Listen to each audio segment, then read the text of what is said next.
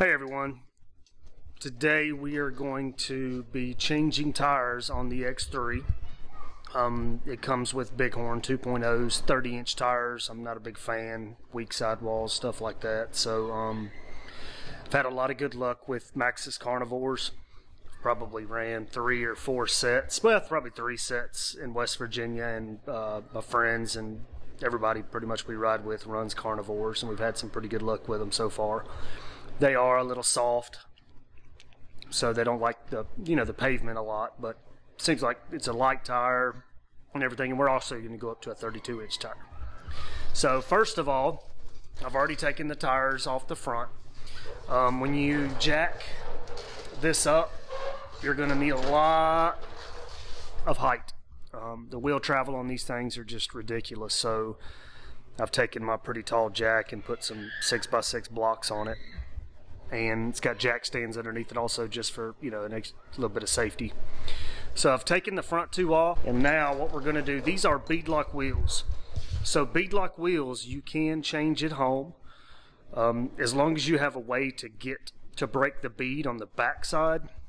On the front side, you just basically have to take the beadlock off. The back side is mounted, so we're going to have to break the bead. I have a manual tire changer, which is this contraption. This came from Harbor Freight. I think it's like 50 bucks, and plus you can get maybe a 20% coupon, and I'll put a link in the description below on that.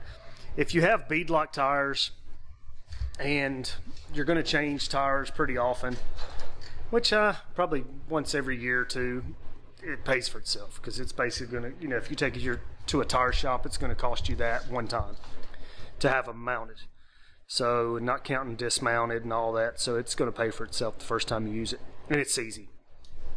First, what we're going to do is we are going to take all the beadlock rings off. So beadlock rings, you can basically use an impact just to take them off, but when you go to put them back on, you have to put them in a cross pattern. You have to tighten one here, tighten one there, here, kind of cross it to get it to tighten down evenly all the way around.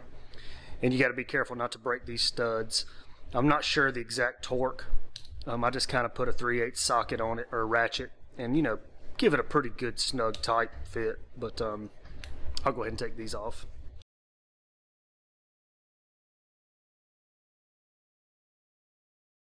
Okay, first of all, I forgot to mention your valve stem. If you don't have a valve stem removal tool, which is this just kind of goes in the valve stem and removes the valve stem, and the air comes out really quick to deflate it. You're going to have to press and just hold the air until just about every bit of it comes out. If not, when you loosen these, it's going to, which is no big deal, but just let all the air out to begin with.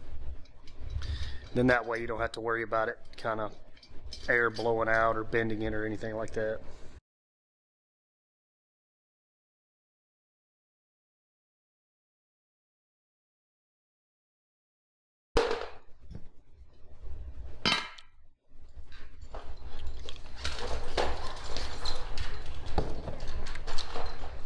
Okay, once you have the beadlock ring off, as you can see, it's just, your tire's just kind of sitting around the beadlock wheel. But what you'll have to do now is break this bead on the back side.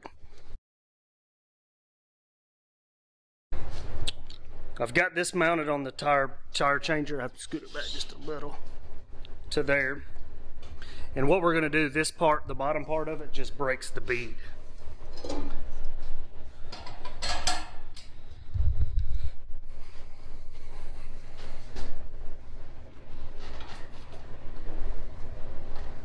So just get it right around the edge of the wheel.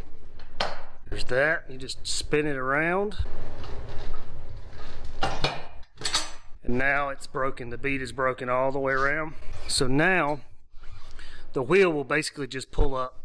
When you pull up, you're going to have to really kind of pull it to one side and kind of stick your hand in behind it, and then yank it up and it'll come right out. The beadlock side of it fits inside just perfectly, but when you go to put it in and take it out, it's a little bit of a pain. Okay, we got the old wheel out of the old tire. There those are. And when you go to place it in the new tire, you just take the outside of the wheel and put it down. Basically, you're going to go in kind of like this. You have to go almost at a 45, then and just push and it'll pop in there. You may have to use like a little screwdriver just to kind of get the edge worked in, but it will go in. First time it's a little bit of a pain, but the second time and third time it's not that difficult. So once you get the first part of the wheel in like I have here, you just flip it over. I'm going to roll it over here next to this one. And be sure not to slam it because the wheel will hit the ground on the inside. Alright, most wheels or most tires have a little yellow circle. It's not really that necessary with ATV tires, UTV tires, unless you're going to be on the road running 50, 60. It's basically for a balance issue. Most tires, when they have a yellow circle or dot, that's the lightest part of the tire. So, and then on a wheel, the heaviest part of the wheel is usually the valve stem.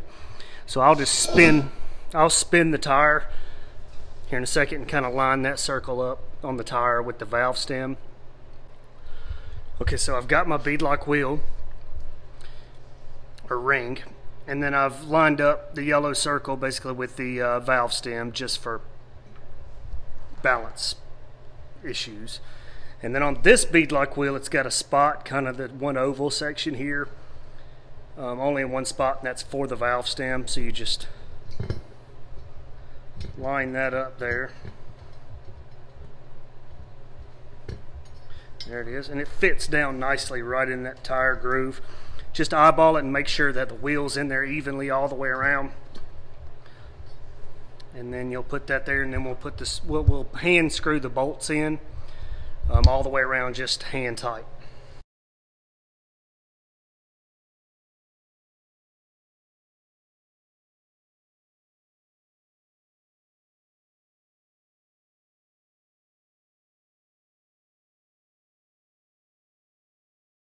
Okay, now that all the bolts are in and you've got them finger tight, what you'll do is you'll take your impact, and if you have an adjustable impact, I like to use either an impact and just kind of, as soon as it starts clicking, go to the next one.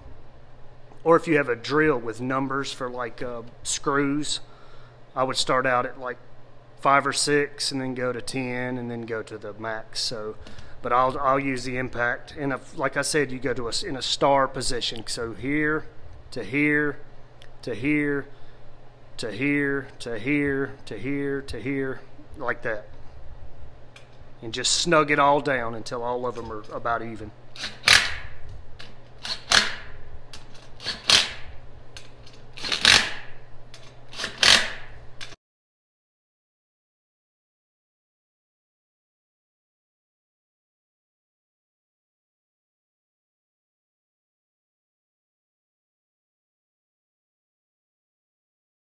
Okay, this is the most time-consuming part of it, but the most important.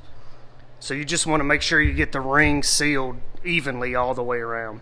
So now I'll take just a handheld ratchet and just go around and make sure they're all good and snug just by hand. Or if you have a torque wrench and you look up the torque specs in your owner's manual, and it'll tell you how tight to torque the studs, the locking studs. Okay, after you get the beadlock ring secured all the way around and nice and snug or torqued to the specific, the specs, you'll set the actual tire up on here, and this unscrews, this top unscrews, and this little piece will slide right on top of it, and that'll screw back down to hold this nice and tight. And then what you'll do is it's better to take probably 2 people, and they'll just kind of press down on the outside of the wheel or outside of the tire in 2 or 3 different spots, and then you fill it up with air. Once you fill it up with air, I'm going to get some help here in a second, and you'll run air to it, and it'll take probably close to 20 pounds before the back bead will pop on. It will scare you, kind of gives it a good boom, but what I did to help do that, I've got a mixture. Before you put it up there, you spray it. What I've done is I've mixed some like Dawn dish detergent and water, and then you turn it up on its side, and then just spray it all the way around and kind of rub it in. That'll make it kind of slick and slimy, and that'll help that bead slide and pop right up on there. just spray it and kind of rub it in, so you should be good there. And then you set it up on top of the tire changer, and then press down on this tire all the way around to a couple people, and then start putting air in it. It usually takes between 15 to 22 pounds of air, and then it'll start popping on it, I guess, depending on the tire.